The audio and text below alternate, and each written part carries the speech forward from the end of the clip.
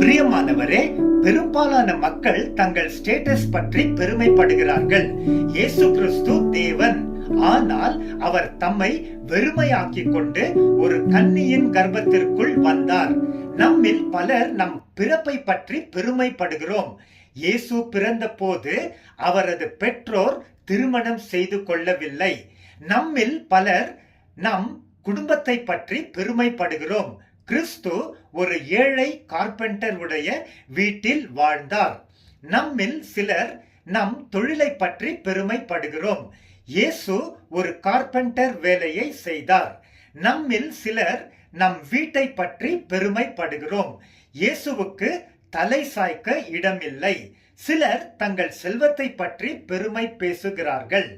இயேசு ஒரு உணவு வழங்கப்பட்டதற்கு நன்றியுடன் இருந்தார். பலர் தங்கள் மதிப்புமிக்க நண்பர்களை பற்றி பெருமைப்படுகிறார்கள். இயேசுவின் நண்பர்கள் மீனவர்கள். சிலர் தங்கள் படிப்பில் பெருமை கொள்கிறார்கள். இயேசு கல்லூரிக்கே போனதில்லை. சிலர் உயர் சமூக வட்டங்களில் சுற்றித் திரிகிறார்கள். இயேசு வரி வசூலிப்பவர்கள் மற்றும் பாவிகளின் வீடுகளுக்கு சென்றார். பலர் தங்கள் திறமையை பற்றி பெருமைப்படுகிறார்கள். இயேசு சொன்னார், நான் சுயமாக எதுவும் செய்ய முடியாது. சிலர் தங்கள் சொந்த விருப்பத்தை நிறைவேற்றுவதை பற்றி பேசுகிறார்கள். இயேசு சொன்னார், நான் என் சொந்த விருப்பத்தை தேடுவதில்லை. சிலர் தங்கள் பதவியை பற்றி பெருமை பேசுகிறார்கள். இயேசு சொன்னார், நான் உங்களிடையே சேவை செய்பவனாக இருக்கிறேன். பலர் தங்கள் நற்பெயரை பற்றி பெருமைப்படுகிறார்கள். இயேசு தம்மை தாமே வெறுமையாக்கினார். இயேசுவுக்கு பெருமை இருக்கவில்லை.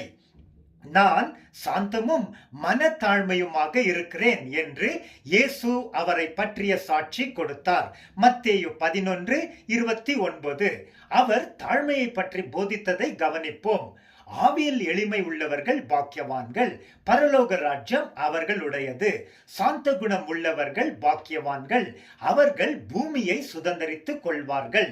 மத்தேயு 5:3 மற்றும் 5.